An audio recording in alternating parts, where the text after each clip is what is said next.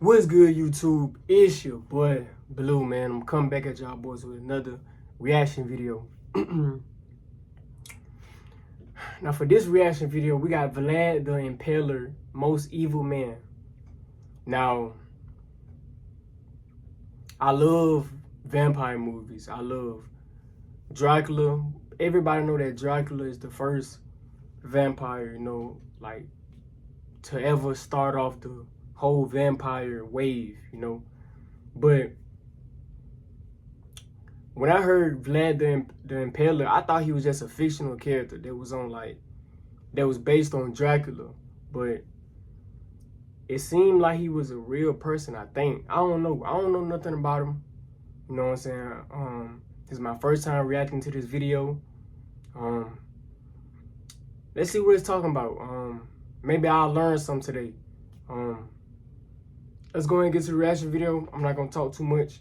Let's go ahead and do it. Let's go.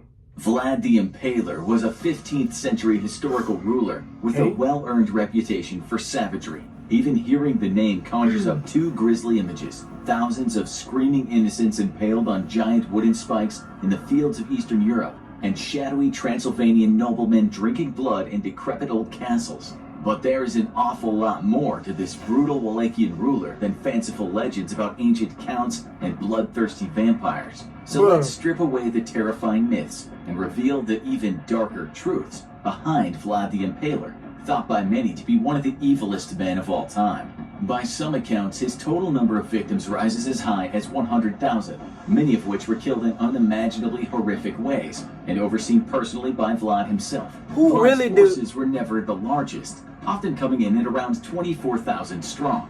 But he compensated for this by building a brutal reputation across all of Eastern Europe as a man who must be feared and respected on pain of death. To be captured by Vlad's forces often meant being tortured to death with extreme prejudice and mounted like a trophy outside his territory to scare off any encroaching enemies. If you were lucky, he'd kill you before the worst of the mutilation began. But few people who fell into the clutches of Vlad the Impaler could count themselves as lucky. This is a man so bloodthirsty that rumors circulated about him literally drinking the blood of his slain enemies, believing it would grant him strength. While doubt has been cast about whether he ever actually dipped his bread in the blood of his impaled victims, it's a testament to his character that stories like these are entirely believable, considering he made the habit of looting, burning, and slaughtering whole cities if their inhabitants dared to defy him. If he ever actually did drink blood, it probably wouldn't even rank among the top 10 of his most awful atrocities, especially considering other acts on this list include running people through on huge wooden spikes, total dismemberment, and in some cases even skinning enemies alive. For a man who practically seemed like a monster in human skin, you're probably wondering how could he rise to power? Well, like many of history's most terrifying rulers, Vlad the Impaler was quite literally born into it. Born in Wallachia, a historical region in modern Romania, between 1428 and 1431, Vlad the Impaler was actually the third Vlad of the House of Draculești, and that's a name that probably rings a bell, thanks to the Irish Gothic horror writer Bram Stoker. But we'll get back to that. Back during Vlad III's era, Wallachia was caught between two ruling families. His own, the Dracula being based on a true story is crazy. The House of Danești.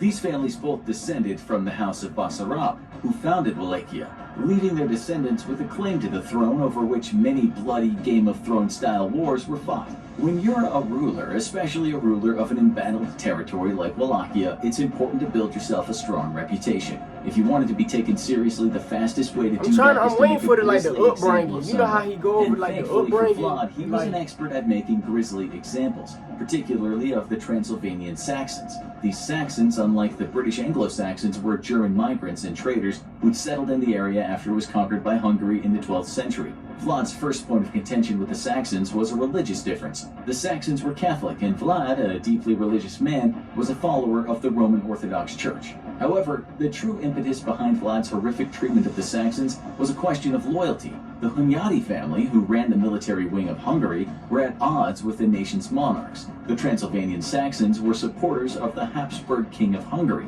whereas Vlad's loyalty lay with the Hunyadis, who'd helped install him to power. In 1457, John Hunyadi's widow, Erzsébet Szilágyi, was the target of Saxon protests. Vlad happily helped Szilágyi's forces rampage through some Saxon villages, where they looted and burned the homes of the people suspected of organizing the protests. This ended up being a bigger headache for Vlad than he had initially imagined. The Saxons responded to his violence by supporting two challengers to his throne, Dan III and his own half-brother known as Vlad the Monk.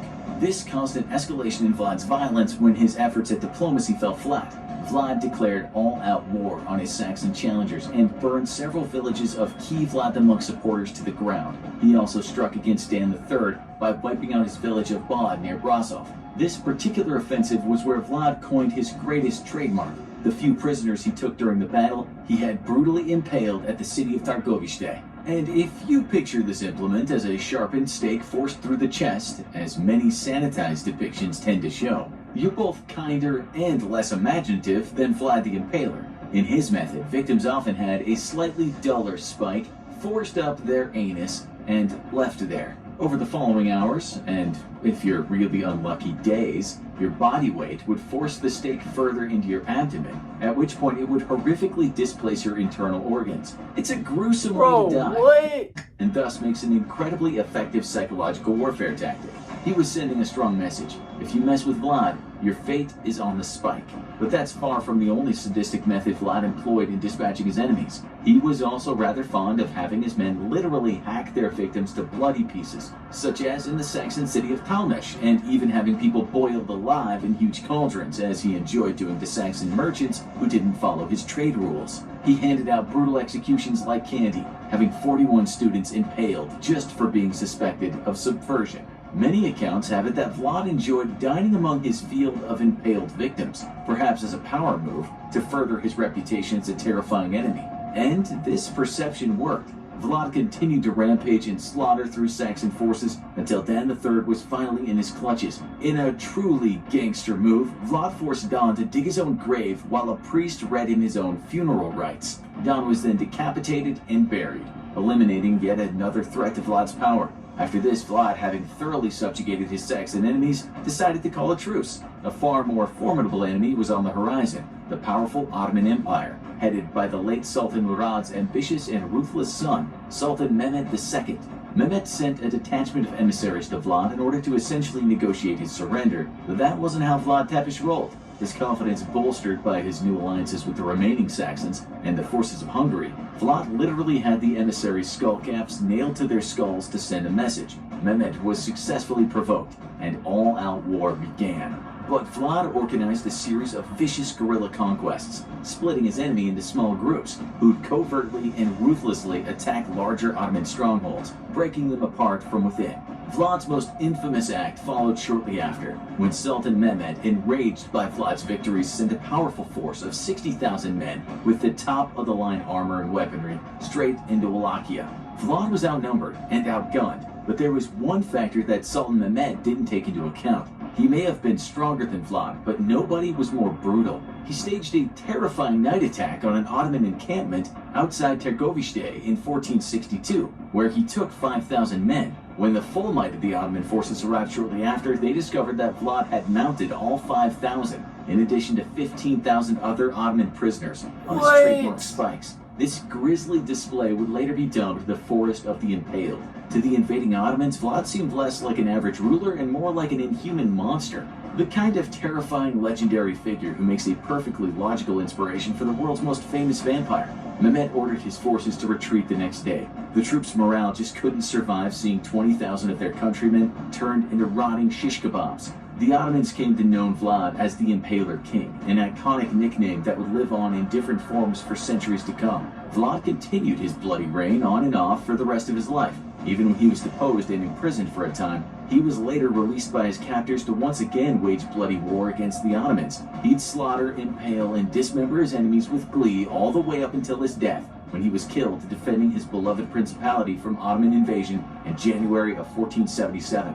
For many modern Romanians, Vlad is still revered as a powerful ruler and a good man to his citizens, though to his unfortunate enemies like the Saxons and the Ottomans, you'd be forgiven for thinking he was the most evil man who ever lived. Check out Most Evil.